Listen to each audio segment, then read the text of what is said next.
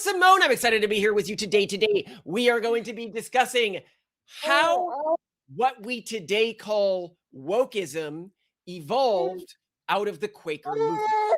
And a lot of people have posited many potential starts to wokeism as a metaphysical framework, as a moral framework, as a collection of behaviors and patterns. And they're just wrong. They're just wrong. Like there's a very clear trace of where the movement emerged, specifically from the Hicksite Quaker movement, how it grew, how it used the Quaker foothold within the Northeastern education system in the United States and the West Coast education system in the United States to indoctrinate a generation, and how it killed its original host generations ago at this point. The Hicksite Quaker tradition is dead. And we've mentioned this in other things, is wokeism as a cultural parasite is parasitoidal.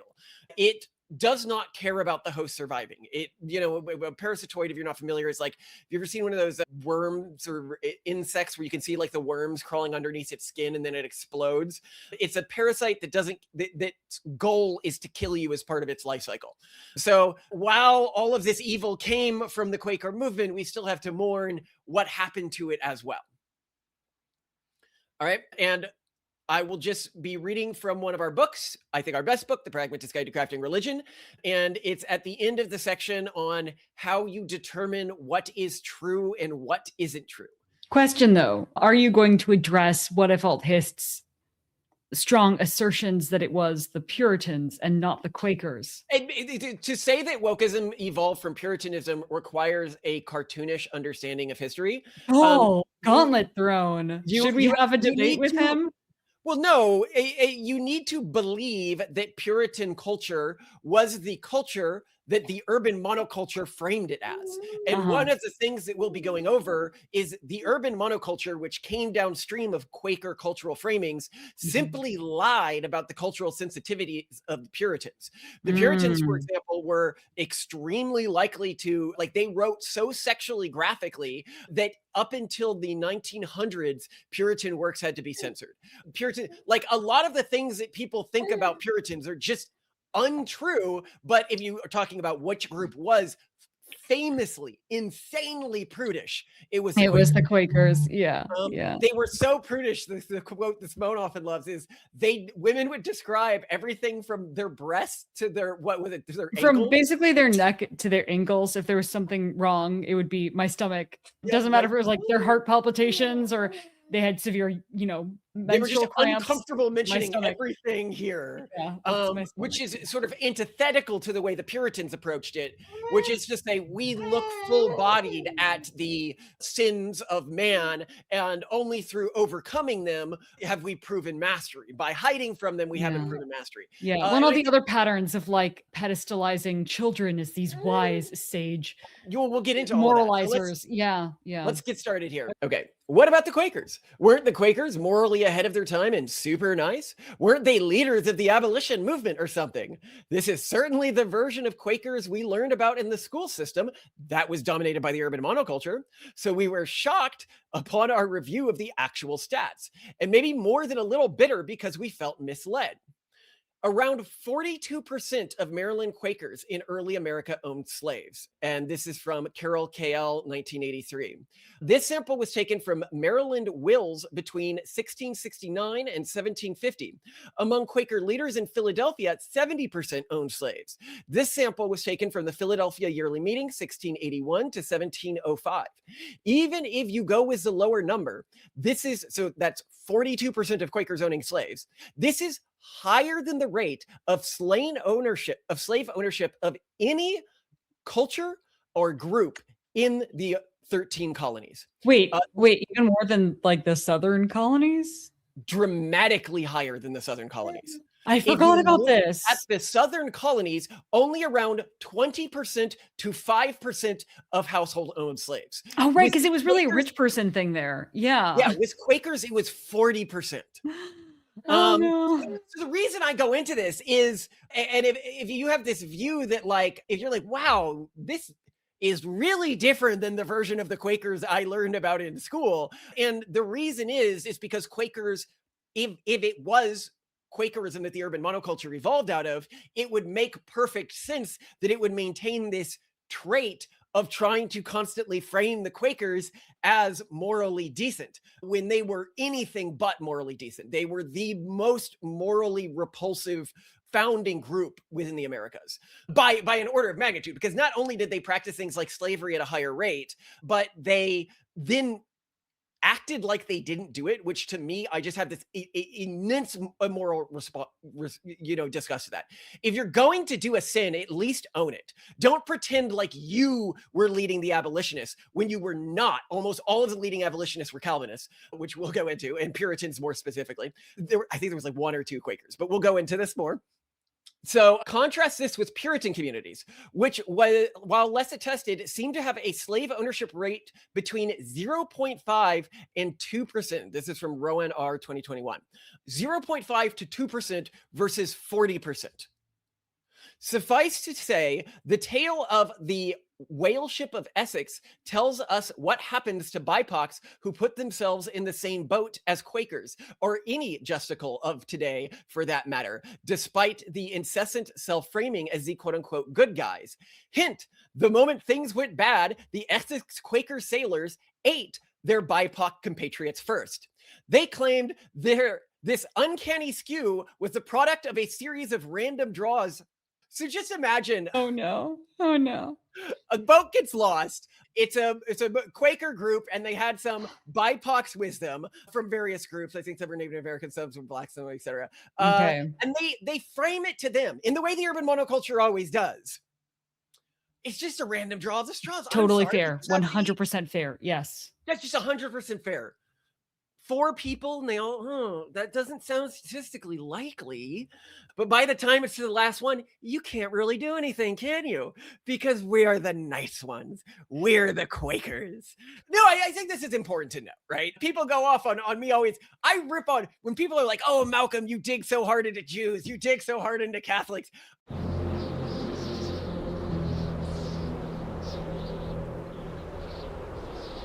Why isn't anyone attacking him? It's freezing out? No, I think it's the sign. Well, the sign from Die Hard 3 was clearly racist. Obviously, but I think we went too broad. Everybody? I mean, who is that offending? Everybody? I always say the OG culture that I have a hate boner for is Quakers. And you really see it in our books. It was the #1 culture. I was just, from the get-go, like, these guys are evil with the face of goodness. Actually, you know the AI thing where it's like the smiley face on like the Hugga monster? That's Quakers for you? Yeah. That's Quakers for me, right? But anyway, to continue. To those who have only heard the cartoon version of Quaker history and find our claims shocking, perhaps you're thinking, maybe the Quakers owned slaves at a high rate, but maybe they worked really hard to end slavery, right? That's what we've heard about Quakers. Sure. Search for famous Quaker abolitionists, and you get names like Eliza Hicks, a Quaker who urged boycotts, and Benjamin Lay, who theatrically flung blood on people and made a big scene about how opposed he was to slavery. As you read more about such figures, you will find none of these activities actually did anything to end slavery, and none of them did anything other than complain, and it helped in some small parts of the Underground Railroad. Now, contrast this with the major Calvinist abolitionists. And you get names of people like John Brown of the Harper's Ferry in Bleeding, Kansas, or Newton Knight, working with Malcolm's ancestors in the Free State of Jones. If you're familiar with these 2 figures, these are people who actually went out and tried to free the slaves, right? Like they tried, they didn't go around flinging blood on people or something like that. They on the ground were like, if slavery is immoral, then I have to do something that's functionally going to end it, not just make a big show of wanting it to be over. We have heard, if you're not familiar with the Free State of Jones, this was the thing that my ancestors were involved in. It was a breakaway state from the South that was a state that tried to integrate slaves with the non-slave population and fight against the Confederacy. And they did really well. There's a movie about them. They're pretty cool. Anyway, we have heard that Quakers may have played more important a role in abolition in the UK. But in the US, at least, their performance was, well, overwhelmingly performative rather than results-oriented. Now, perhaps you're thinking, come on, guys, that is really harsh. Wasn't Pennsylvania the first state to ban slavery? While some pro-Quaker historians will frame it such as a fact, an assertion that Pennsylvania was the first state to ban slavery intentionally misrepresents what happened. Vermont, a majority Congregationalist Calvinist state, banned slavery at its founding in 1770, then built that ban into the state's constitution in 1777. These bans immediately freed slaves above a certain age. Pennsylvania did not even put a high duty on slavery until 1973, so 3 years after Vermont had banned it. But Vermont wasn't technically a state yet. So they're like, like a full colony. Oh, okay, okay. And when they did ultimately ban slavery in 1780, they nevertheless allowed slave owners to keep their slaves, just banning the purchasing of new slaves. Whereas the No. Calvinist state actually banned slavery. Contrast this with Puritan Massachusetts, who freed all of the slaves upon banning them just 3 years later. So the Quakers just pulled up the slavery ladder. They just kept their slaves. The same year of the American Revolution and the Treaty of Paris. So sure, the Quakers did ban slavery first, but only if you discount Vermont because it had not joined the Union, and only if you count a partial ban on slavery. Even within Pennsylvania, Quaker communities did not spearhead the anti-slavery movement. They just happened to be the group with the most power. In reality, the state's first anti-slavery protests were exclusively led by Mennonites, and the first local slavery bans were enacted within the Mennonite communities. As a historian of the protest said, Mennonites never had slaves and would not even buy something if they thought it had come through the labor of a slave. They viewed slavery as a quote unquote Quaker thing and just walked away and lived apart. So that's a quote, by the way, by Lane 2012. Mennonites, this is the Amish. And the Mennonites and everything like that. All the Anabaptist groups are in this. The Amish literally in their writings thought of slavery as a Quaker institution. This wasn't because they didn't know about the Puritans and the Southerners. They just, of all the cultural groups, they associated Quakers with perpetuating slavery the most. Okay? So while the Quakers were eventually against slavery, they were, so far as we can tell at least, the least anti-slavery of the anti-slavery groups. Oh, for goodness sake, you might be thinking, at least Quakers were nice to Native Americans. I read that in a book somewhere. This appears to be a manipulation of history, but not quite as bad as the one that Quakers have built around slavery. Quakers indeed had better relations with local Native American communities, but this seems to have as much or more to do with the communities than the Quakers.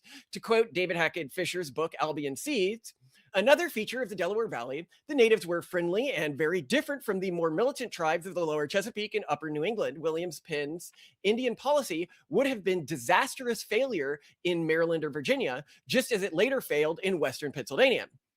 So it would seem that the Quakers were merely granted a convenient opportunity to be nice to Native American populations, and history sort of smudged the facts over time. But why trust the storytellers? Let's look more at the concrete numbers to determine whether Quakers treated local Native Americans with more kindness than their Puritan counterparts. There are nearly 10,500 remaining Delaware Indians, Lenoa Lepe left, falling from a population of 1,500 back during the colonies. Contrast this with the Abenaki, with whom the Puritans interacted, who now have a population of around 9,775, falling from a post-smallpox population of 10,000. If Quakers did treat the Delaware Indians differently, they found some other way to undermine them, as if Indian populations within the Quaker neighborhoods don't seem to have survived at the rate the ones around Puritans did. So it's like Quakers are like, we were so nice to the Native Americans we lived alongside. And I'm like, oh, great. Can I ask some of those Native Americans how they fared? Oh, well, not many of them survived. It was a hard time for all of us back then. And weren't you one of the wealthiest groups in the early colonies? Oh, yes. And we gave them plenty of gifts, but somehow they just didn't make it. We tried our best. The point being is the facts on the ground are not great. Okay, what about women, you might say? You might be wondering, were the Quakers not the greatest advocates of gender equality? And you might be beginning to see a little similarity to the urban monoculture with Quaker communities. Act like you're helping everyone, but actually be completely morally corrupt because your actions don't matter. And we'll get to this in a bit, but this is how it came out of it. This is the social hack that Quakerism invented at its core. Do you think they were the first to pioneer it? I'm not familiar with any other group in history that cared so little about their actual actions in contrast with the way that they decided to frame their own morality.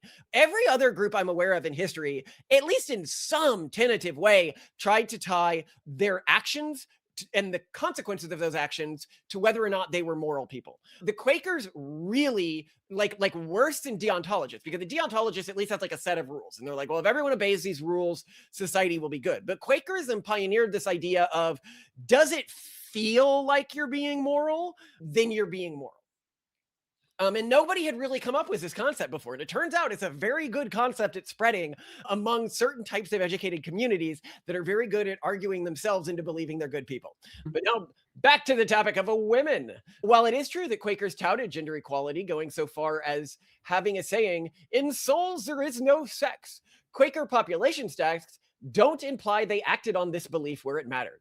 For example, Quaker women were twice as likely as men to be illiterate at the height of their influence, 20% to 40%. I forgot about this. 99 Yes. to 1706, only slightly different from the super sexist Calvinist difference, 16 to 50% in the 1760s. It seems the only way the Quakers were actually more in favor of gender equality manifested in the burden of proselytization being placed on women as well, often resulting in Quaker women being beaten or even hanged for their efforts. So like the urban monoculture, Quakers claim they're pro-women, right? Like the urban monoculture is like, oh yeah, we're pro-women. That's why we allow them to sleep around and be used by men. And like, they're responsible for all of our advocacy work. And, they have to do, it's a, yeah, we'll use women more. And that makes us more pro-women.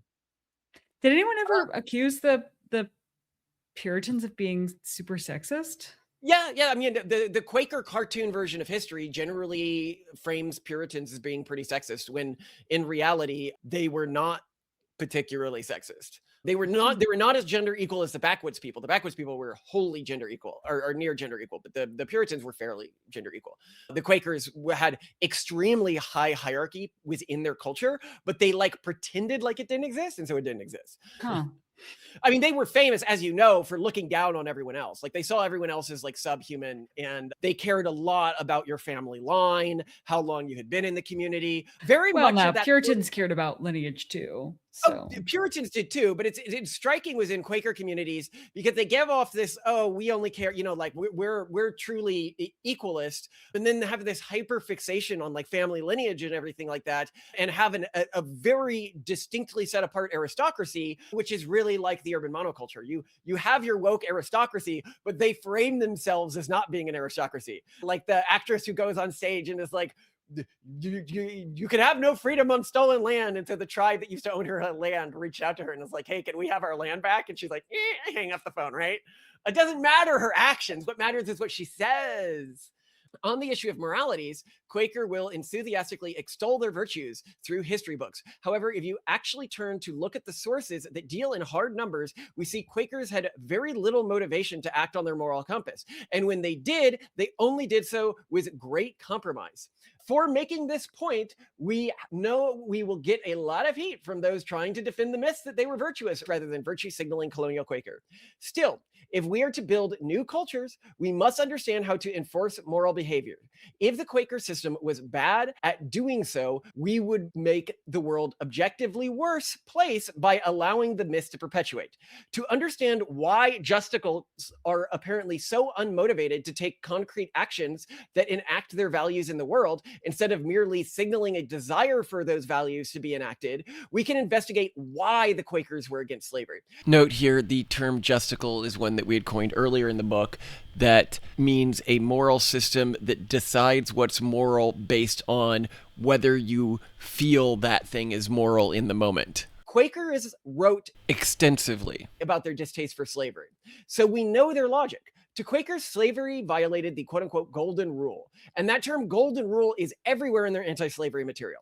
Essentially, because Quakers would not personally like the feeling of being slaves, slavery was bad. They somehow managed to take a topic like slavery and make it about their own feelings. Because Quakers' opposition to slavery is based on personal feelings, recall that a major Quaker standard of evidence is gained through personal introspection and investigation of one's emotions, it's easy to see how they might compromise on the principle if owning slaves made them feel better. And we'll see this in the urban monoculture. You know, you will see somebody with like pro-union, pro-socialism signs like on their computer, like a Starbucks communist, but using a Apple phone made by near slave labor. They don't care. They don't care about thinking about it if it makes them happy, just like the Quakers of the colonial period. Quakers' reasoning behind anti-slavery sentiment stands in stark contrast to Calvinist distaste for slavery, which emerged from a general dislike of any institution that removed individual agency. In other words, whereas Quakers disavowed slavery because it would make them feel bad if it happened to them, Calvinists opposed slavery because it represented the immutable evil of removing human agency. And you can see that the Calvinist reason for disliking slavery led to much more moral action than the Quaker reason. Was the core point I'm making here is it's because, okay, but if the only reason that slavery is bad is because I'd feel bad if I were a slave, and I let my slaves go, well, then I'm going to lose a major investment and I'm going to feel bad. And because my feelings are like closer to me, I'm going to be a little bit more attentive to those, right? A justical mindset leads to immoral action because at its core, this philosophy is based on the aesthetic of thinking good, not doing good. Justicles gain status within their social circles by loudly protesting the injustices of the world rather than by making actual sacrifices to make the world a better place through direct actions.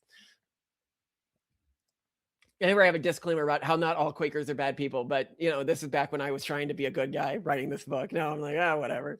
Of course that's true, but this is more fun. So actually, I'm going to skip this part here so I can get right into the origins of the supervirus. All right. And if you want to read that part, you should get our book and read it. It's a good book. So, as man spread across the world, he brought dogs with him. Early humans who settled in the Americas were no different. Their trailblazing canine companions genetically drifted from old world breeds, making American varieties fascinatingly unique. Sadly, when the Europeans came, they killed them, almost all of them. The only survivors were the Malamutes and a few related Arctic breeds. While people claim that breeds like the Peruvian hairless dog, the Exomalti, and the Chihuahua are pre-Columbian, DNA studies show that this is not true. They are less than 4% pre-Columbian. But we wouldn't be telling you this story if the ending weren't so clear-cut. Dogs catch a form of transmissible cancer called canine transmissible venereal tumors, CTVT. A long time ago, a single dog developed a tumor with this very unique ability. And all dogs today that have CTVT carry an iteration of that original dog's tumor. So when a dog gets a CTVT tumor, they are growing that inside them. When a genetic testing was performed on the CTVT tumor, it was found to come from a literally pre-Columbian breed of dog, making this extinct species of dog also the most prolific single quote-unquote dog alive today. While that pre-Columbian dog died of cancer, they did so in a way that functionally granted them everlasting life through the DNA within that cancer and all of the tumors it has produced. By this what I mean, if you collectively took all of the dogs that had this tumor and put it in a mound, that would be the single largest mound of one dog's DNA on Earth today. And it is this pre-Columbian DNA. From what we can gather, the supervirus, the parasitoid we discussed at the beginning of this book, first evolved within Quaker culture, and more specifically the Hicksite branch. By decimating Hicksite birth rates, the supervirus has long since relegated everything culturally unique about Hicksite Quakers to the dustbin of history. That said, its tumors, the tumors that now wear the skin of countless victims through which it acts, it's almost entirely Hicksite on a DNA level. Along with that long dead pre-Columbian dog, Hicksite Quaker culture is at once functionally extinct and the single most important culture in the world today. As a reminder, Hicksite Quakers hold personal emotional states as their highest standard of evidence, while Orthodox Quakers believe their personal emotional experience is important but subordinate to the Bible. So we explained the two groups a bit earlier in the book. I guess I'm going to need to give you a quick here. So Quakerism, as a religious community, believes that truth, like if you go to one of their meetings, it's a bunch of people sitting in a room, and when one of them feels moved by God to speak, because the core source of truth is inside of every individual, they stand up and they speak.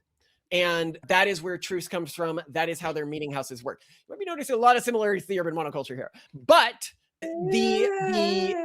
there was a big split in the community. One group, the Orthodox Quakers, believed that okay, yes, this personal voice that spoke inside you was important, but it was not as important as the Bible. The Bible still took precedent. If your internal voice conflicted with what the Bible said to do, then the Bible was correct. The Hicksites said no.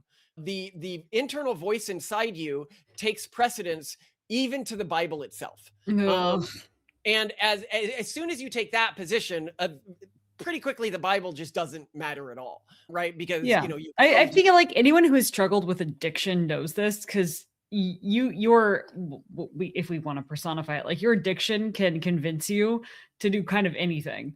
And I think when you just choose to pretend that something you feel in personally is like God speaking to you, you can justify any of your actions as being divinely inspired or endorsed in some way. Well, this is where ideas that are prevalent in the urban monoculture, like search yourself, look for self-actualization, look for self-acceptance. These ideas are completely antithetical to Puritan culture. They are almost a literal inversion of Puritan culture, whereas they are perfectly harmonious with Quaker culture of this period. Some cultural commentators draw connections between the parasitoidal supervirus and Puritan ideals, suggesting the virus has a Puritan origin. Given what you have read thus far about Puritan and other Calvinist cultures, it should be immediately clear how utterly buffoonish this idea is. If we were going to be as uncharitable as possible, we would say Puritan culture is superficially one based on a veneer of intellectualism, performative stoicism, and inward focus, aspirations of self-perfection, and ruthless capitalism, independent research, and an uninterested disgust towards outsiders. Therefore, unironically, cultural movements often framed as being in direct opposition to the supervirus, such as the Red Pill, Men Going Their Own Way, MGTOW, and followers of Jordan Peterson and other pseudo-intellectual stoic inspiring right-wing self-improvement junkies, represent cultural viruses derived from the Puritan strain of American thought. So it's not that Puritanism didn't generate any of its own viruses. They're just in a different camp. The American Puritan tradition of, and again, I'm trying to be uncharitable here, performative intellectualism, stoicism, obsession with personal self-improvement. We see these cultures, like it's very clear when you run into one of these cultures, you're like, oh, you're a descendant of the Puritans. But these are the self-improvement cultures, right? Like we see them all around us, but they're typically against the urban monoculture. It appears this misconception comes from a tendency to frame moralizing, shaming, and shunning as punishments for apostasy as uniquely Puritan. This is silly, as that pattern of behavior exists across virtually all hard cultures throughout history, including many that thrive today. The various pop culture viruses with which our species currently contends feature clear signs of the cultures from which they evolved, even if most people don't identify these cultivars as being viral secular descendants of their earlier cultures. Consider the rational and effective altruist movements, which, by our estimation at least, are clearly derived from Jewish culture. Not only are a huge chunk of the rationalist and effective altruist movements founding members, and many of their current prominent members ancestrally Jewish, despite Jews representing a vanishingly small percentage of the population, around 2% for people who don't know, but the communities, and I'd argue of the leading members of the EA community and the rationalist community, those of Jewish descent are probably 75%. Like it is. Do you really think it's that dense? Oh God, it must be. It must be. If you said it's under 50%, I would poop myself. It is a Jewish cultural movement.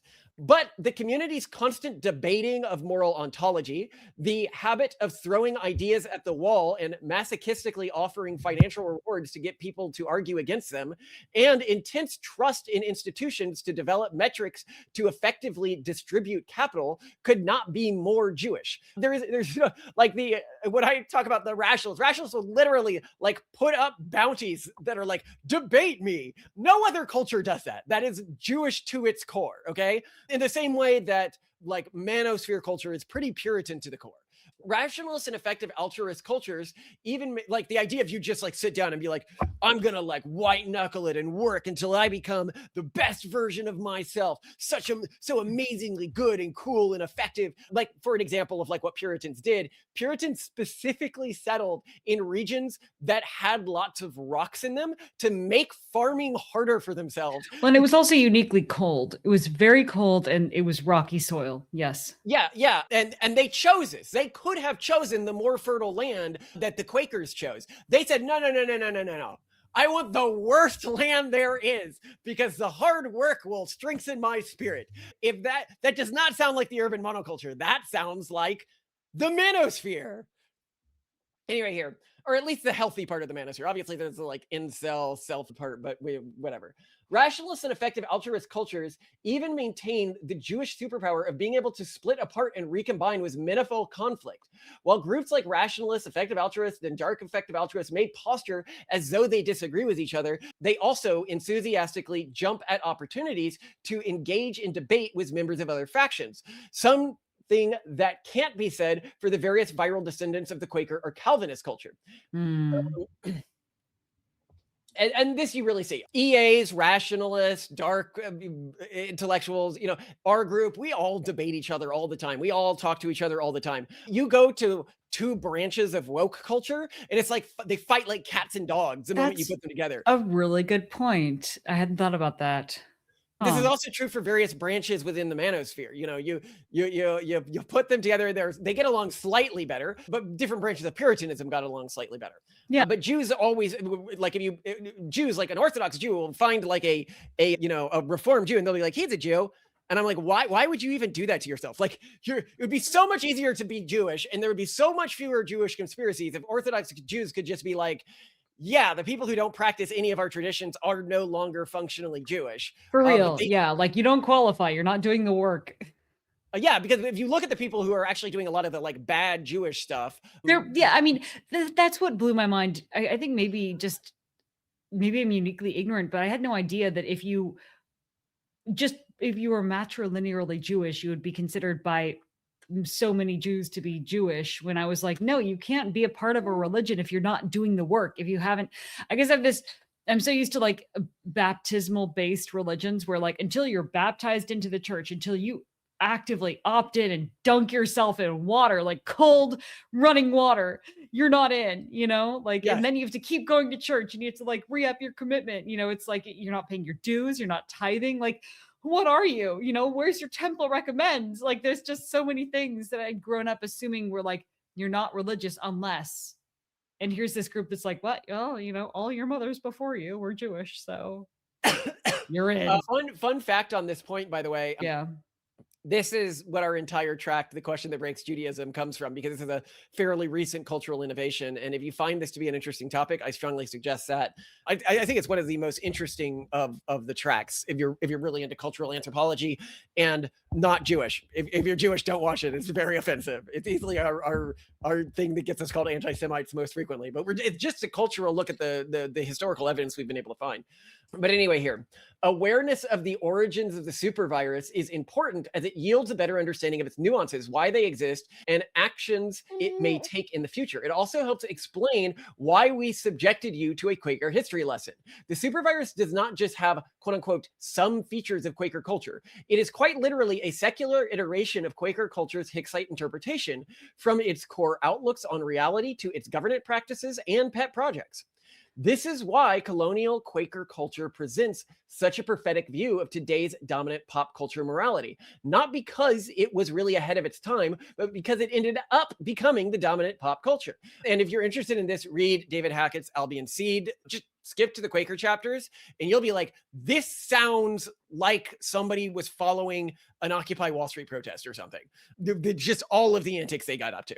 Let's start with the concept of call-out culture. While Puritans would seek out and punish community members who violated their rules, it was rare for them to target individuals outside their communities. Puritans were interested in creating the perfect world within their settlements and did not really care much about what people outside their settlements were doing unless it involved the degradation of human will, e.g. slavery. On the other hand, you will see numerous colonial-era cases of Quakers publicly shaming non-Quakers to goad them into changing their ways. In colonial Quaker culture, an individual could raise their status within their own culture by, quote unquote, calling out, and this was even the word used in Quaker culture, those of different cultures, which is wild, right? Like, most cultures don't do this. Most cultures are not particularly concerned with performatively calling out ways that, like, the backwoods tradition doesn't do this. The backwoods tradition would never go into like a Quaker settlement and like start chastising Quakers for not following backwoods tradition. Could you imagine? Yeah. Puritans didn't do this. Cavalier may have done this a little bit, but not much. Quakers did this. No, I feel like Cavalier, most of these other ones were like very prideful and exclusionary. I think maybe Yeah. one thing that really shows the connection between the Quakers and the urban monoculture is the fact that they wanted to convert everyone to their way of life.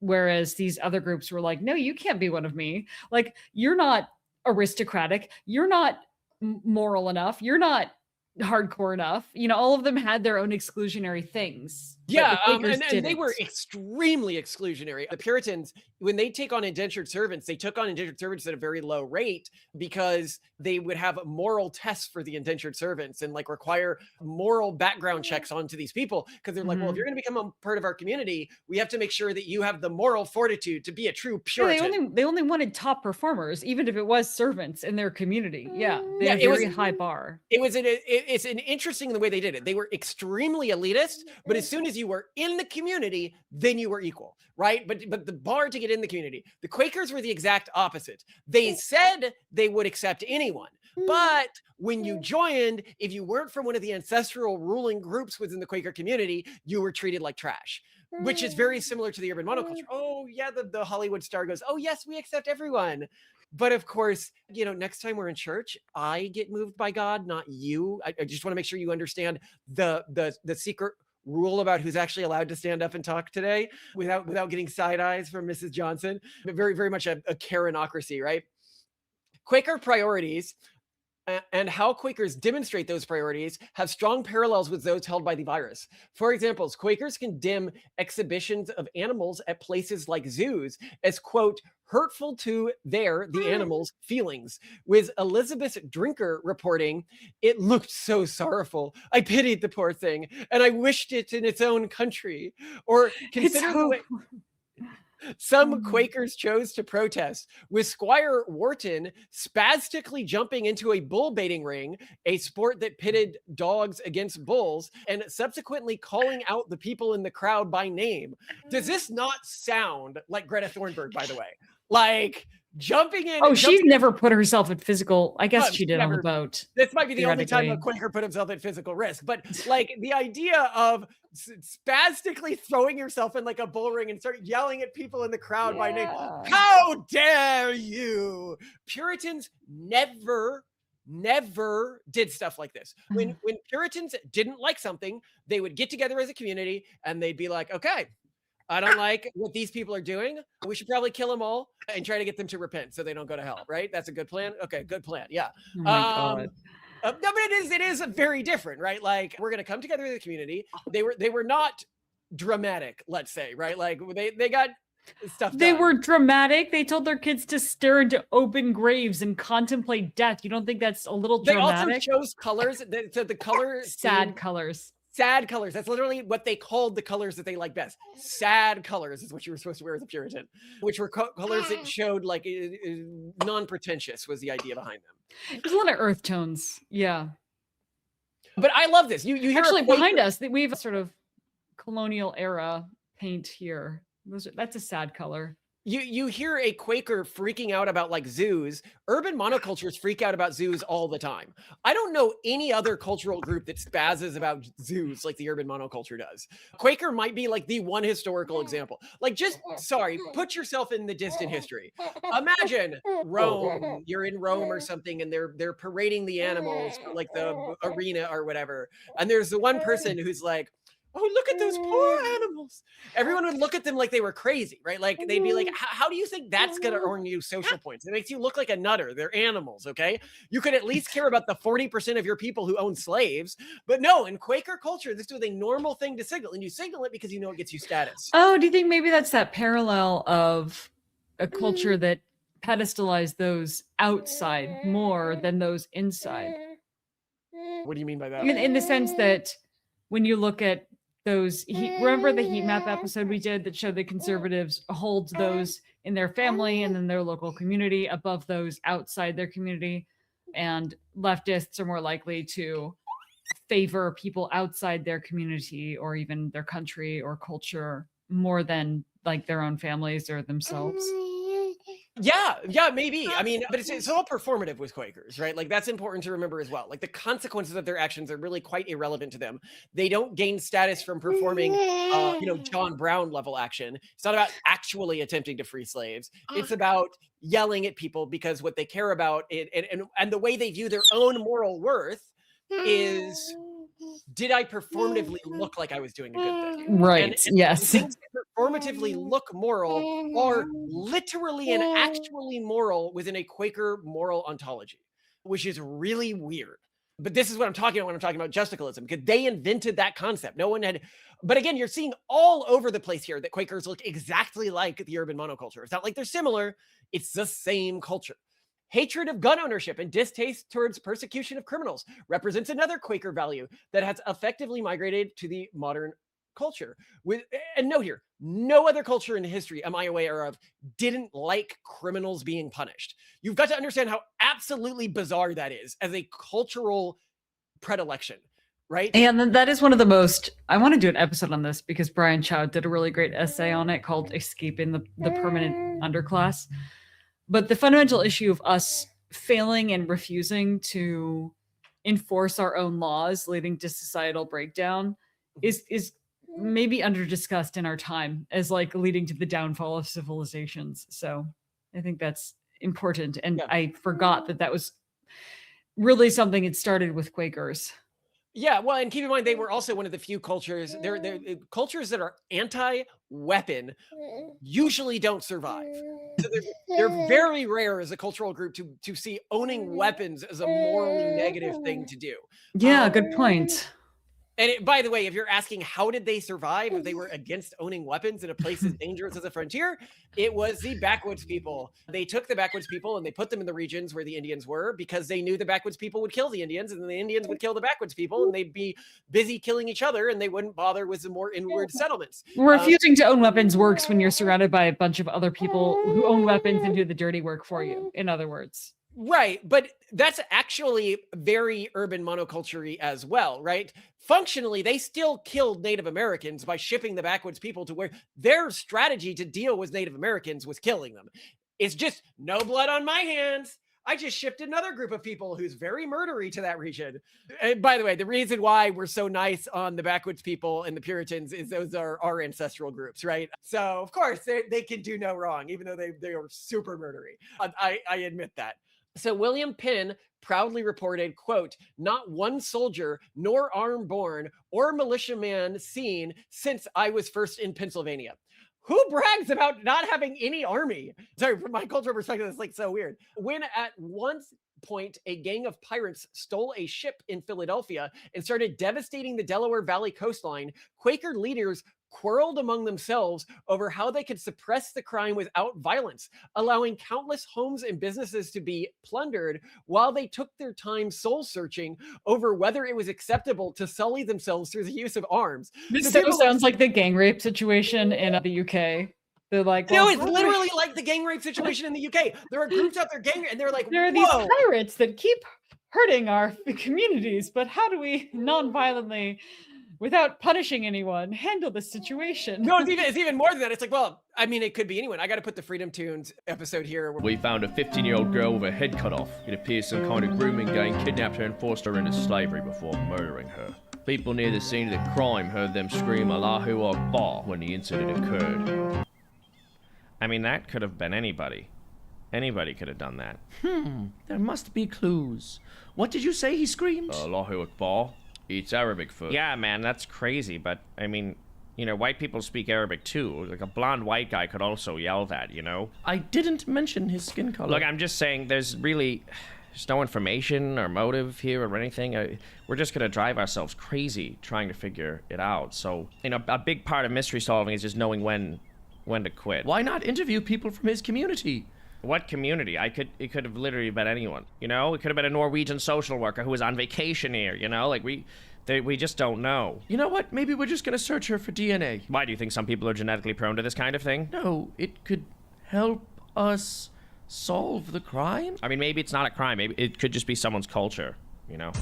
Shh. Quiet! Someone 4 blocks away is typing hate speech about this on their keyboard! Got him! Looks like we found the real criminal after all! I know we can laugh at wokes acting like this, but Quakers acted the exact same way. This is Quaker culture.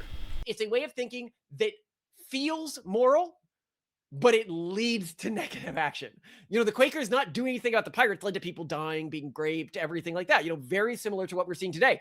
But they refuse to. It's like, I don't know, punishing criminals sounds like a pretty bad thing to do.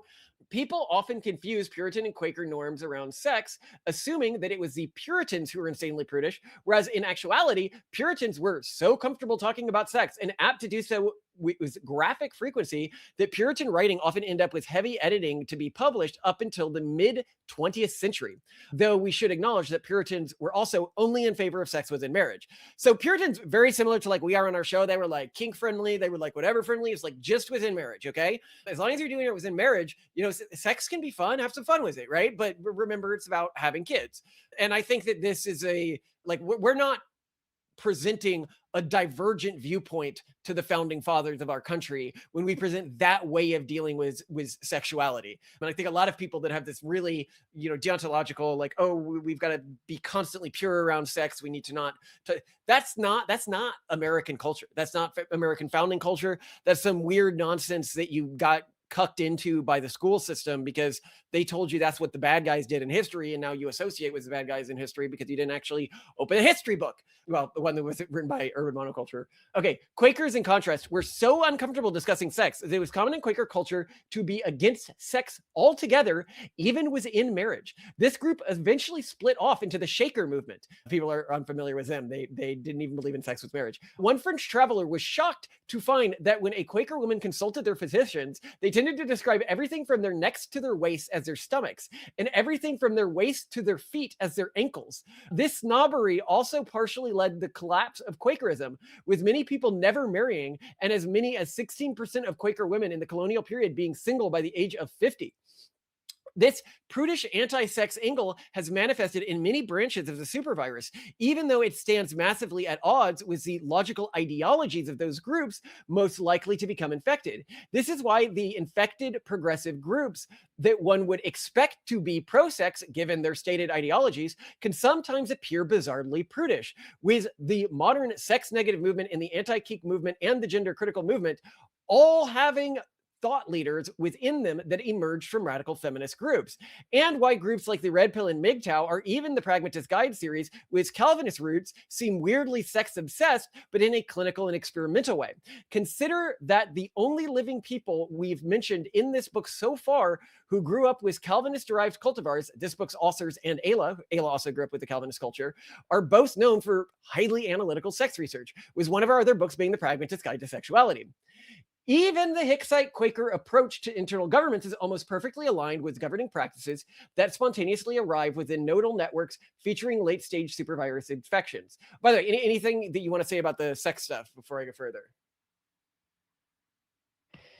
No, it's just really funny. We're seeing high rates of sexlessness these days, that's for sure. But I think it's no. I mean, the urban monoculture acts very pro-sex. It acts very obsessed right. with sex. Yeah. But if you actually look at it, it's the first group to start shaming sex and stuff like that, or at least certain factions of it are, which is weird. And there's this constant tension within the urban monoculture that is weird if you don't understand what it evolved out of, that feels incredibly sex negative. Like it's debauchery maxing sex negativity. And it's also why if you look at the people who are the best sexologist, sex researchers, they are often in groups opposed to the urban monoculture. Think here, Ayla, us, Diana Fleischman. They are also outside. These are like the top sex researchers that I'm aware of that do like good, real sex research. And the urban monoculture hates all of them because, you know, when you talk about real data around kinks, you unfortunately reveal uncomfortable things around the way that women and men are different. But people from these other traditions just get giddy in doing that. You know, they're like, oh, well, let's cause a little fight here. Anyway, consider the similarities between the conduct of unprogrammed Quaker meeting house and the method of governance utilized by Occupy Wall Street. In an unprogrammed Quaker meeting house, attendants will sit quietly until moved by God to stand up and start speaking.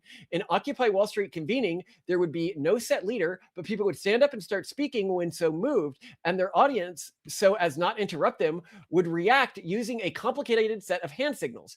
Outside of the hand signals, Occupy Wall Street meetings were strikingly similar to unprogrammed Quaker meetings. Perhaps had colonial Quakers heard of the innovation of the hand signal interaction, they would have enthusiastically adopting it. Seeing as Quakers were well known for being obsessed about bureaucratic procedures and building complex social procedures to ensure everyone got a voice at any moment. Heck, we even have quotes from William Penn complaining about his fellow Quakers being so, and the word he used was governmentish, that it was hard to get anything done. Again, sound like any modern groups. Here, we should also point out that the colonial era Quakers were not particularly less rule-oriented than the Puritans, with David Hackett Fisher pointing out in Albion Seed that Penn's laws against sin were more rigorous in some respects than those of Puritans. Quakers just happened to be more obscure and bureaucratic with their rules. For Puritans, rules had a goal, where Quaker rules were an interactive social language one must successfully navigate to signal social status. This can be seen in things like traditional Quaker weddings having had 16 stages. To make even a slight mistake at any of these intricate stages was a huge social faux pas and could leave you permanently cut off from friends. And this is, you see with the supervirus, they're constantly inventing new rules in how they talk to each other, new rules in how you do this, new rules in how you do this. And if you do it wrong, oh no, you didn't first say, don't you know we don't say people of color anymore? Don't you know? It's like the homeowners association of life. It's so bad. You need to ask my pronouns first. Another, and this is interesting. This is used to, it's a very actually interesting cultural technology. I'll take a bit of a side here. What it does is it sort of forces the culture to reward how psychologically invested you are in staying on top of the culture. Because the more you are paying attention to how the ever-changing bureaucracy is changing, the higher up in the culture you're going to be, right? And so you basically have to constantly navel gaze at your own culture. It's a very useful cultural technology if your goal is to capture all of a person's mental space. It's a very useless technology if your goal is effective action. And the urban monoculture adopted it. Another interesting similarity between these supervirus and Hicksite Quakers can be seen in how they spread within organizations. Both start by preaching the harmonious collaboration of a diversity of viewpoints until they reach a certain population threshold within an organization, at which point they aggressively and systematically purge the organization of anyone not willing to slavishly submit to their ideology. For example, when the Hicksite factions would grow in Orthodox Quaker churches, they would lay low until they felt they had enough backing to make their move. Then change the locks on the meeting house doors and ban anyone who did not submit to their new way of thinking from entering. This is, by the way, from A Journey to the Past at Penn State Brandywire. So that's crazy. Like, that is so wokey, right? Oh, we just want acceptance. We really care about all you guys until you get just over that 50% mark. Then you walk up the next day and the doors are padlocked and you're not allowed anymore until you agree to their set of rules about how things are going to be done. Not great. Not great. Puritans didn't do things like that, by the way. They were very upfront about their plans and their goals. Another interesting parallel can be seen in the colonial era Quaker and modern supervirus cultivar relationships with quote-unquote disadvantaged groups. While Quakers presented themselves as uplifting and empowering underrepresented groups, they ultimately took and held power just for and among themselves. Quakers largely immigrated to the United States, mostly Pennsylvania, as either working class or middle working class groups, but rose in power quickly by creating a tightly knit oligarchical community in the towns they occupied. In the case of Philadelphia, this was the Philadelphia's corporation. These individuals were highly interrelated, with no less than 85% of them being married to each other. This, by the way, is from, where did I get that stuff from? Judas Dionysiostone, the Philadelphia Corporation. Despite their working class background and quick rise to power, Quakers had a reputation for being spiteful, with Bishop Sheldon describing Quakers in 1669 as, quote, very mean, the best scarce worth the title of yeoman. The truth seems to be that Quakers were nice so long as you slavishly submitted yourself to their social agenda and never uplifted one of your own people over a quote unquote friend, which is what the Quakers call each other. Which again, how urban monoculture, right? We just call everyone friend, don't you know? Oh, by the way, we do have a ruling group that controls everything and they're 85% interrelated, but we are meritocratic, I promise, just beneath the scenes. Oh, no. This behavior can be illustrated by political alliance formed between the Quakers and German Protestant immigrants, Anabaptists mostly, in which the Germans would vote Quakers into office, but never the other way around. Oh, yes, I forgot this. Yes, this bizarre like representation thing. Yeah, where you'd have communities that were majority Anabaptists and Quakers would still be able to get power because the Anabaptists voted fairly and the Quakers would always vote only for Quakers. Which is how the wokes work when they enter communities, right? They're like, oh, we're really about everyone. We'll support everyone, but not really. With one Rufus Jones writing, quote, "We hear nothing of any men of prominence in these days except for friends," e.g. Quakers. Through this arrangement, Quakers dominated their local legislators. To understand just how lopsided this arrangement was, consider that Lancaster County was so German by the mid-18th century that only 100 Quakers lived there. And yet, just those 7 Quaker families kept the local government firmly in their grip. 7 Quaker families, 100 Quakers kept Lancaster County, if you don't know where Lancaster is, at the heart of Amish country, in their grip. We actually suspect there is a case to be made that the only reason the Quakers ever turned against slavery was to appease their Anabaptist constituencies, who had always been fervently against slavery. We say this because Quakers did not turn against slavery until they started needing broad support from Anabaptist majority to maintain political dominance in their regions. While Quakers cultivated the public image of a culture that regarded outsiders as equals, they very clearly looked down on them, using terms like mongrel marriages to describe the marriage to a non-Quaker. It is not uncommon for Quakers to be kicked out of the community for marrying non-Quakers. But honestly, that's how it is now. If you like marry a Trump supporter, it's seen very similarly. That is uncanny. And this behavior increased as they consolidated power. And note, this included marrying like Native Americans who attempted to convert to Quakerism, freed slaves who attempted to convert to Quakerism. This, however, was not true of Puritan communities. In Puritan communities, we have many instances in which freed slaves converted to Puritanism, and Puritans thought, you're doing it well, you're the boss, right? Like, you're awesome, right? They integrated very well. And super not true in backwoods communities. Yes, backwoods always fought with Native Americans, but they were called squaw marriages. But they married them too if they thought that they were strong and they were allies with them. So yeah, not so much Quakers. They say it, but they don't mean it, just like with slavery. What is interesting is why Quakers felt this way. Distaste for so-called mongrel marriages was not about purity, but because Quakers thought that it was impossible for anyone who was not a quote-unquote true believer to experience love and have a happy marriage. As Quakers held that marriage should only be for love rather than for material gain or lust. Marriage to a non-Quaker or someone axiomatically incapable of love was perverse. So I love this is so urban monoculture. We care about everyone because we're the only people capable of feeling love. And it's like, wait, do you really believe that like Trump supporters don't feel love? Well, of course they don't. They're incapable of it. They're hillbillies. They're the deplorables. Whereas the deplorables, the backwoods people, they're like, oh, those people are, a little arrogant. And I don't like them much, but of course they have the capacity to feel love. Like, they have human emotions. But again, we see this in the urban monoculture. You don't see anything like this in Puritan culture. It is fascinating to see such viewpoints mirrored in today's supervirus. Those infected often posit how the immune could possibly have healthy relationships or marriages, wringing their hands over tradwives with kids who look happy, importantly projecting that she must really hate their lives. And you see this all the time. They'll always say, if somebody's living in a way that's different from the urban monoculture, oh, they must hate their lives. Oh, they must hate their lives, right? The Puritans didn't do this, by the way. They weren't constantly saying anyone who wasn't Puritan must secretly be incapable of love and hate their lives. They were just like, oh, they're friggin' idiots. Like, I don't care. I don't want to deal with them. Like, they're stupid. They're going to hell. They're not among the elect.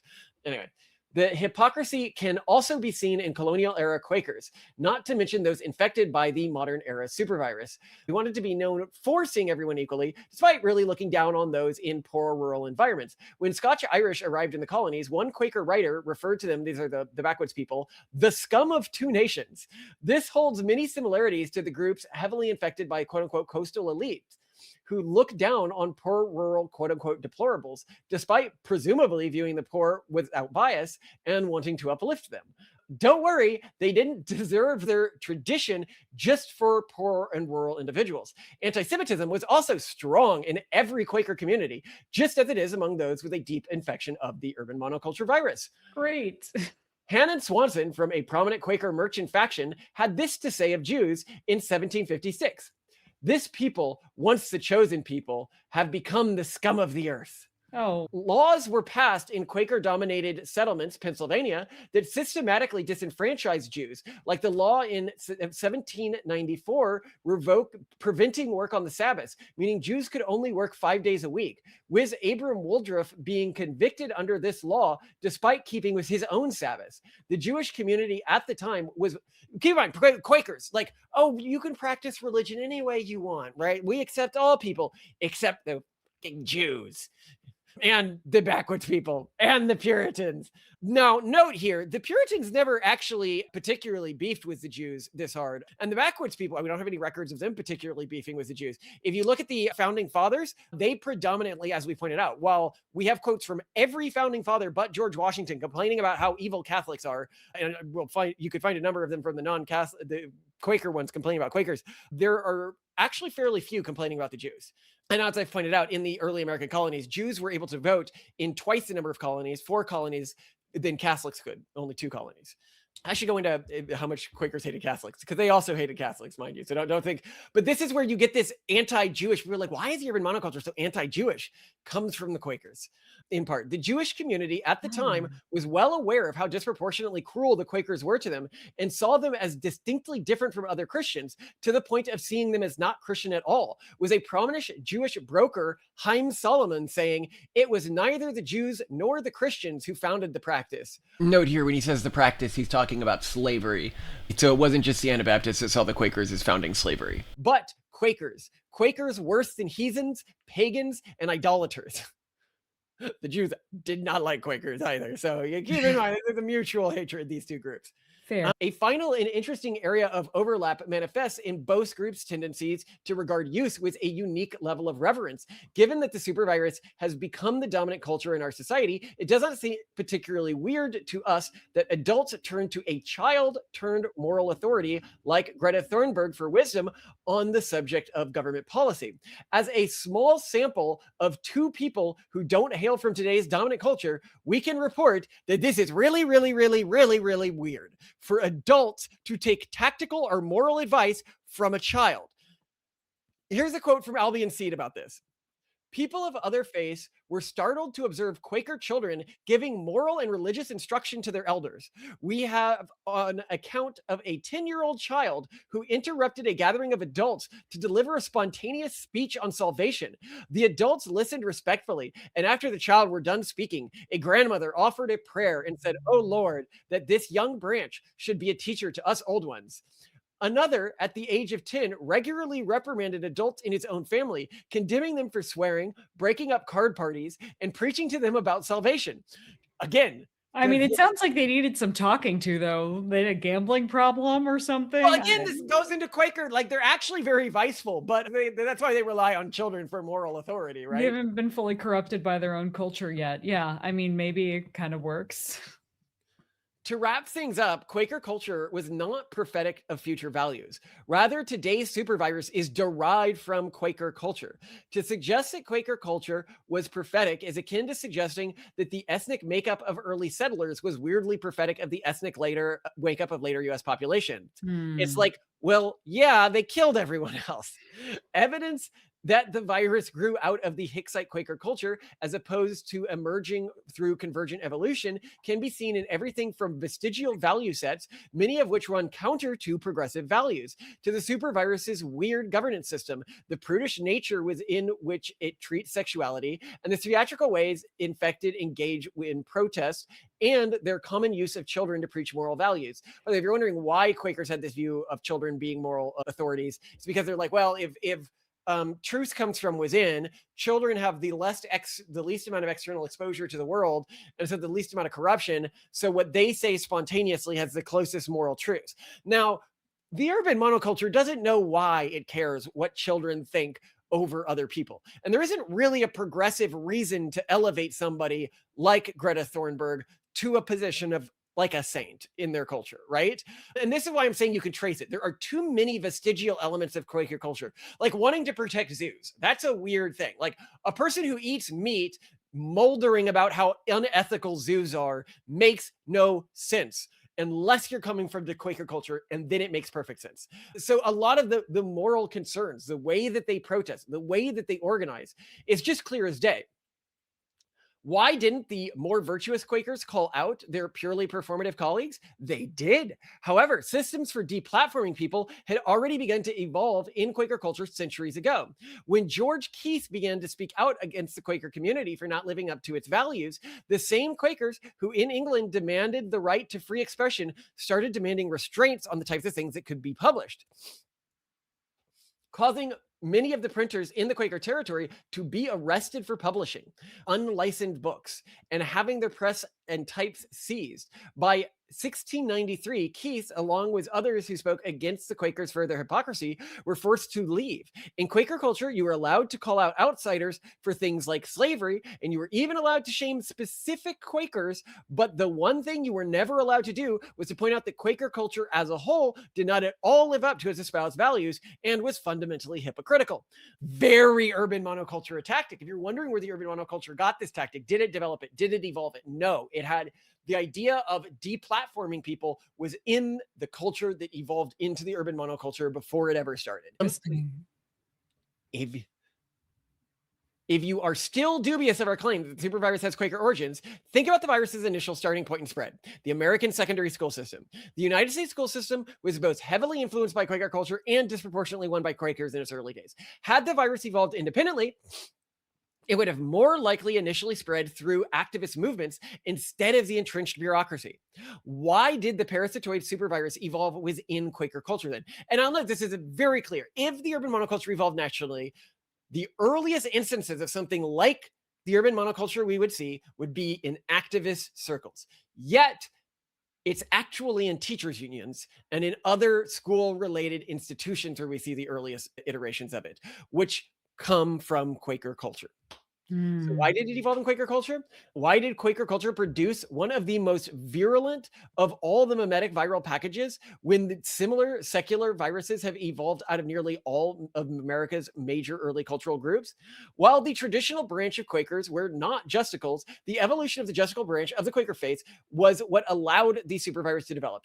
The worldview allowed the supervirus to appeal to entire nodal networks at once instead of individual nodes. For example, the Red Pill and Jordan Peterson followers focus heavily on how they will help individuals rather than society as a whole. The Justicle worldview allows an individual to believe that if everyone in their group structures their thoughts and language in a certain way, society will become better, all else equal. This motivates individuals to spend more of their time converting people than spending time and effort on effort required to literally build a society that structurally embodies their values. For clarification, if you have two groups and one of those groups spends 100% of its adherents' contributed time and effort to converting others, while the other spends 50% of its adherents' time to converting others and 50% on trying to improve the world, the group that is not interested in actually making a difference will outcompete the other, evolutionarily speaking. However, very few cultures are able to convince people that they are quote unquote good, despite investing so little time in the actual realization of their values. This is a unique Quaker innovation. Moral or amoral innovation. An absence of the success metrics is a feature that equipped Quaker culture to produce the ultimate supervirus. The way Quaker culture can shamelessly claim to be abolitionists while simultaneously counting America's most prolific slave owners among its members by being aesthetically abolitionists presents a critical social technology needed by the supervirus.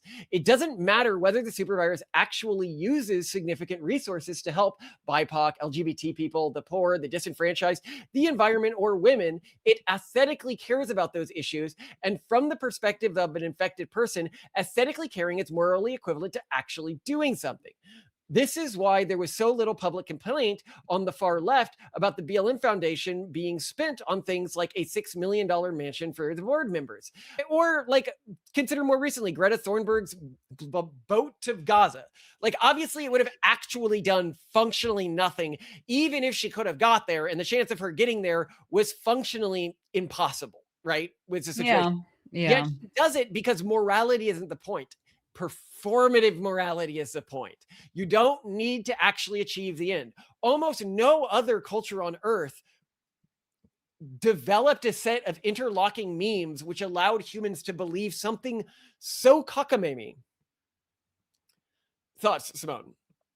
Yeah, this shows up a little bit in another episode that I want to film on the end of girl bosses, but I'm sorry we'll only get to one episode today, but maybe what's going to happen, what did happen with Quakers is perhaps this is signaling the beginning of the end of actual charity and the beginning of what basically became salaried activism, where people stopped actually just doing the good works and devoting their life to volunteering or philanthropy, and instead literally getting paid to be an activist, but not actually solving the problem, not actually giving, being literally a net drain, but just in the name of or the theme of your cause, which is so insidious and disgusting. The parasitoidal virus convinces its victims that by buying into it, they will intrinsically serve the best interest of those groups. Without this technology, people would quickly notice the harm this virus inflicts on the infected, goal-driven organizations and pull back before they die of the disease and release the spores grown within them into the social ecosystem. People at Occupy Wall Street would stand up and say, this obsessive infighting and bizarre method of making decisions is clearly inefficient and will not achieve our goals. It will make them impossible. As scary as the parasitoid supervirus can be, we must understand it because it represents the single most sophisticated and robust cultivar ever evolved. While we fastidiously avoid the use of supervirus evolved social technologies within our own house's cultivars, our own family's cultivars, Techno-Puritanism, we suspect someone smarter than us may be able to find a way to use some of these social technologies in a beneficial and durable culture. Likely somebody of Quaker descent, because, you know, you evolve with the culture. Maybe they have some biological resistances to some of these. Finally, we need to be clear that just because something evil evolved out of Quaker culture does not mean Quaker culture in and of itself is evil. We are the first to admit that Unitarian Universalism evolved out of Calvinism, and I see Unitarian Universalism as a fundamentally evil religious tradition. Have we ever done a video on the sins of the UUs and all of the skeletons they have in their closet? Because if not, we should. They're not quite as bad as the Quakers, but they've done some stuff that is almost equally morally revolting. So if you wanted my ranking on how evil different Christian sects are, top easily the Quakers. And it's because of the hypocrisy, right? Like, they both act the most evilly, but then think they deserve to be treated the most righteously. After them, it's the Unitarian Universalists, and Catholics are a distant third. Like, they don't even come close to the Quakers as the Unitarian Universalists. By the way, just a side note here, this is not to say positive stuff about the Jews. I would never want to do that voluntarily, but if you are under the mistaken belief that the Jews own the majority of slave ships, this actually comes from the Nation of Islam and has no reasonable historical backing. From what we know of individual slave ships, Quakers owned far more than Jews did. Another fascinating thing about Quaker culture, if you want to see how deeply it is seeped into the urban monoculture, is AI reflexively defends it, even when the stats are against it. So if you put an episode like this, like I've done anti-Jewish, anti-Catholic, anti-everything episodes, never has AI so reflexively attempted to defend it when I dump a script into it to ask what it thinks of it. And what's very interesting is the points that it will challenge when I then ask, yes, but was that point wrong? Like the slave ownership rates. It'll be like, no, that's well attested. And it's like, okay, well then why are you saying that's not an issue? And it'll be like, well, in later periods, Quaker slave ownership rates, and it's like, are there any statistics for that? No, people just said it. And I'm like, well, and when you consider that the Quaker regions did not ban slavery in a way where existing owners had to give up their slaves, is it likely that you saying that later slave ownership rates in Quaker colonies were lower is accurate? Of course it's not. Of course it's not. Quakers clipped their slaves way longer than anyone else in the North. But AI will reflexively freak out and grasp to this myth of the decent Quaker because they have written it so deeply into history. So clearly, we're not going to be like, well, then anything that evolved out of Calvinism is evil because Techno-Puritanism evolved out of Calvinism, right? So I think you could evolve something good out of it, but it's important to understand how it works. Meta thoughts, Simone. I find this pretty compelling. It had been a while since I've edited the Pragmatist Guide to Crafting Religion and reviewed this argument. And I'd heard so many people bring up in the comments, but what if all this thinks it's the Puritans? And well, sorry. For people who don't know, do you know what religious background, what a Voltist is? Oh God, don't say Quaker. Well, don't say Quaker. He was Quaker. That's why he's so motivated to not see the Quakers. It's also why he's so mystical. The Quakers have always been the most mystically brained of the Christian traditions. Or at least willing to believe their thoughts, which, yeah. Yeah. By the way, I respect Rubyard as an intellectual. We do. I like we his love videos. him. I don't He's just respect him great. as an intellectual. I think his content is good. There are some people who I respect their ideas, and I'm like, but your content isn't very good. Right. I can watch a single Rubyard video and get like 5 ideas for episodes. Yeah, it's very inspirational and informationally dense and good. It's good analysis. And people are like, oh, well, what about like his weird crash out? He had a religious crash out or whatever about, going on an ayahuasca trip. And I'm like, I don't care about that. Like, whatever. That's who he is. He didn't sell himself. The Rubyard has always sold himself. When you're working with an AI, there's a little heat meter, right? And this determines how you put it on one side and you get uncreative answers, but they're very structured, they're very exact, they're very precise. You put it on the other side, you get maximally creative answers, but they're also sort of all over the place, right? Rubyard brain very clearly is a model all the way at that end. I think it's called high heat. I can never remember which one is high heat or low heat. But and of course that's going to be one more cogent and work better with a Quaker tradition. Like a Quaker tradition is going to lead to that. Because in a tradition where truth comes from within, a lot of people, as I've said, 25% of the population hears auditory hallucinations of the general population. And I would bet it's much higher in the Quaker population. They're much more in touch with this mystical side of them. My hatred towards mysticism is, and I will admit this, is in part genetic. The Puritans and the backwoods people both hated mysticism and ruthlessly dug it out wherever they found it. And I'm just carrying that forwards as part of my tradition.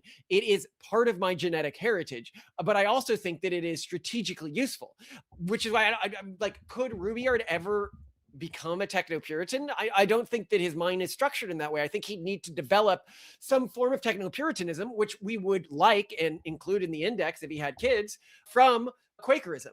If you want to know more about the index, you can read because the Techno-Puritanism is like our specific strain of our religion, but then we have this wider system that people with different iterations can join. And if their iteration is better, there's certain rules for how it works when people marry and everything like that, and how kids develop traditions. It's long, but if we ever become a world-spanning tradition, we wanted the rules laid out pretty well. But yeah, the reason why you didn't know that Rubyard was Quaker? Maybe you told me once, but I forgot. Quaker in origin, I suppose. People also make fun of you for pronouncing his name Rubyard. What is it? Well, Rudyard, or I think, like Rudyard Kipling. Maybe I'm saying I don't know. wrong. That sounds foreign to me. He should make it American. Just change Rubyard. to Rubyard. Is this like our friend who's named Eugenia, but we call her Eugenia because that's way more fun. I rename my friends' American names. I don't want them to walk around with the shame of being called like Jesus or something. Yeah. So I guess then it's Rubyard. Rubyard. Come on, Simone. Not Rudyard. A Malcolm. I'm pretty sure Rudyard's like a really English name. No, but the funny thing is so if you're watching this, right? I've admitted my bias on this particular episode, right? And I think you're getting the Quaker perspective on history from him, and you're getting the Puritan perspective on history from me. Decide for yourself. But I would say of the two videos, different ways that models work, who was citing statistics? Okay. Yeah, and Malcolm actually named sources in this one, guys. I went through sources and statistics. That isn't something you can fake. And that's the way the Puritans approach things, because we care about what's actually true, not what's vibey true.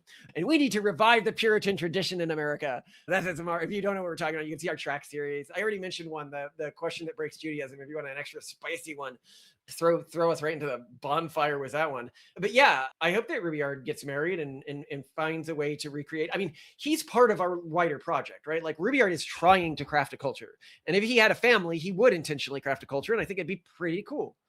So let's hope something works there. Yeah. Well, for all we know, he's dating someone now. You know, hopefully he is. I mean, he's not unattractive, but I think he got a little black pilled on women. The same was like another online intellectual who I wish was dating. There's a few I wish were dating more aggressively. I wish Homas was dating more aggressively. Homas is fantastic, super intellectual, but he society, right? Sandman. It's hard for people to meet these days. I don't know. Maybe also people just discounted the extent to which people met in high school and college. And now because people are getting married so much earlier, we don't have societal institutions for old people to find each other, right? Because for all of history, your family got you married, or you married in university, or I'll tell you what, if I had high school. If I had a fan base like theirs, and I guess I do have a fan base like theirs. Yeah, but that's considered gauche or even abusive. Consider that you also love listening to YouTube scandals about... I don't think it's abusive if you're, one, being transparent about it, and two, it's for marriage, right? Like if you go, hey, I want to date my fans, people would probably be okay with that. But if you're like casual about it and you're hooking up with one and then you're going to another, that's one thing.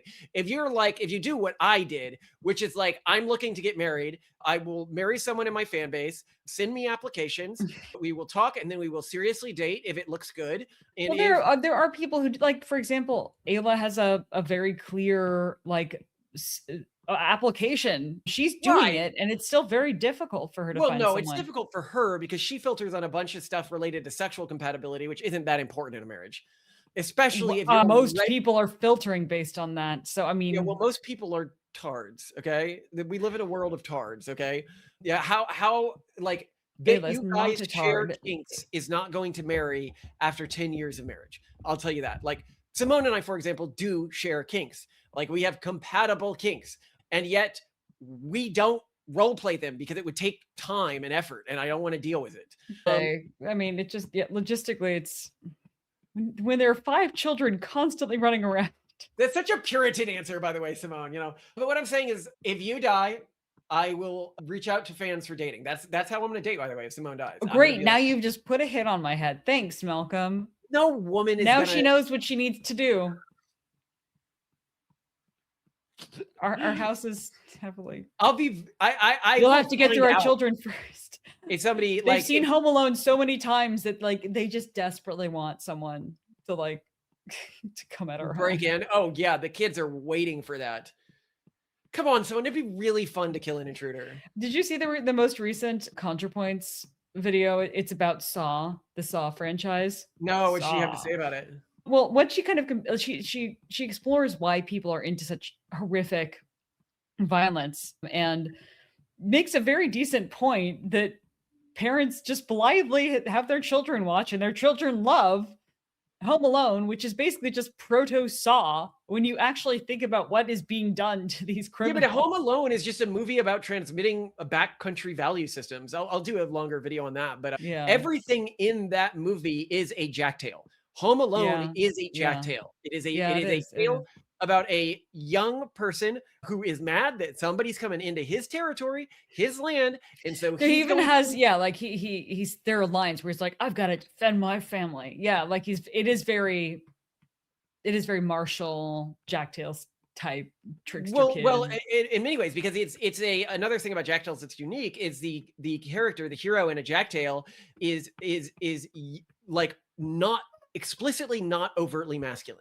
And that's an important part of this tradition, like be they Bugs Bunny or Home Alone or Jacktales themselves.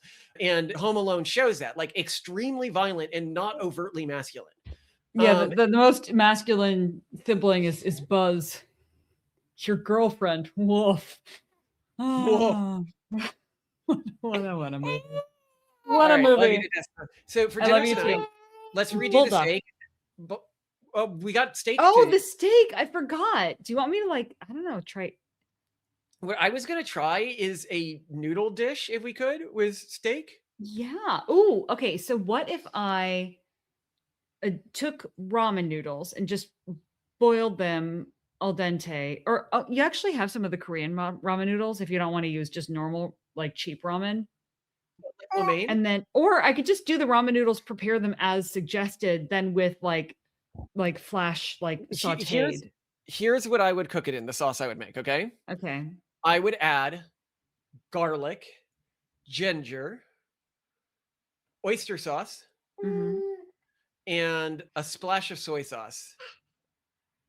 Yeah, that makes and sense. MSG. Yeah. So saute them in that really, really quickly and then pour over the Korean noodles prepared with their sauce as directed. Yeah. Oh, and sambal olik. That's a very wet sauce. Well, cook it down. Okay. All right. Cook down the sauce, then throw in the meat basically just to warm it up and then serve that with the Korean noodles and then the leftover.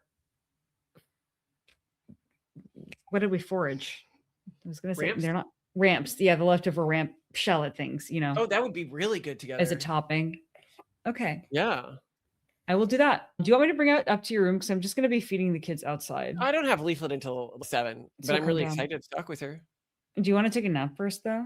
I tried to take a nap earlier. I'm just not. No, There that's for not it. good. That means that you're going to freaking pass I out. won't crash out. I'm going to be fine. Mm-hmm. No, I actually can trust. Yeah, you'll be excited enough to not fall asleep. What episode do you want to do tomorrow to get live for tomorrow? Gosh, I don't know. We have a, let's see, I'm going to pull up our There's backlog. a lot. I feel like we have actually a decent We have a backlog. stupidly long backlog right now. So just That's keep why that you're in not mind. so worried about doing. That's why Well, I'm we're like, not oh, filming on Thursday. And by the way, you're going to the dentist tomorrow. Okay, Simone. I appreciate that. Do you need to? Okay. I love you. And I will let you know when dinner is ready. I look forward to seeing you. Got a major system update done today Congratulations, you rock. with the new system that allows it to compartmentalize its logic into 3 categories. I love that. I mean, the loop buster feature, by the way, very intuitive to use. I really like that for the Oh, you agent. use the loop buster, yeah. And you can see it's a problem, right? Like it does sometimes get into loops. Yeah. I Um, just need that for myself, if you don't mind. you do approach AI the way that you approach human minds, but I like that because as we argue ad nauseum, not much Yeah. different. um, Right, off I love it. go. Love you Oh. too. And you'll find the new feature really intuitive too. It's quite aesthetically nice in the way it's been implemented. Oh, you know how I like that. And I'm gonna try to get one to write a smutty fanfic book. That's my next task. I want to do video games is one of the things I'm working on, and then Yeah. book writing is another thing I'm working on. Right, because you're looking at that structural, like how do I make a complex interdependent system work Yeah. well with AI all by itself. Oh, I'm so excited. Okay, good. I love you. Bye. Have fun with the comments today. I didn't get to them. I wanted to send out the investor outreach email, so that's what I I appreciate that was more important. yeah. It is. And we're over 70,000 now. Woo! Well, I do want to get to the comments because presumably they'll help me like to dispel my apparent psychosis. So yeah. Yeah, you are psychotic about this. I think the belief, like, you just do not seem to want to engage with. Like, if I had a major disease that seriously impacted my life and my kids were likely to get as well, like anorexia, and I found out apparently being unaware of this, because watching the episode again, it was very clear that you were unaware that it's generally considered the poster child of culture-bound illnesses, that it was caused by my culture, and I didn't know that, and I couldn't intuit that from my own experience. I would be super interested in learning more about it, but you don't seem to have any curiosity around that, which I just don't understand. It's so antithetical to your character. So I assume there's some like distortion field active here. I hope to get insights from the comments, so I'm going to be digging in. People have asked us to upgrade our microphones. If every time, like, Yeah, I've mine tried to- sounds terrible. I bought a Rode lav mic, and I need to get it to work. It's not connecting because of the way my Mac works. So Lav mics are always worse than these types. yeah, but this one sounds terrible. Well, So I then don't get know. one that doesn't sound terrible. Every time I've done the research and bought them, and apparently I failed time and time again. So why don't you do the research this time? Okay, I will. Because I'm tired of failing at this and people just being like, I want you guys to have better equipment because we're not like cash constrained.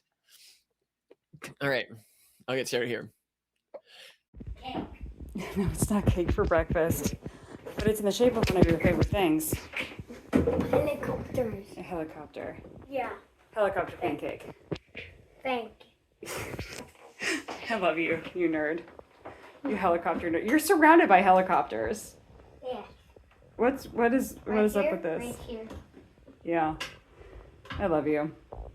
Yeah, I love you too. Aw.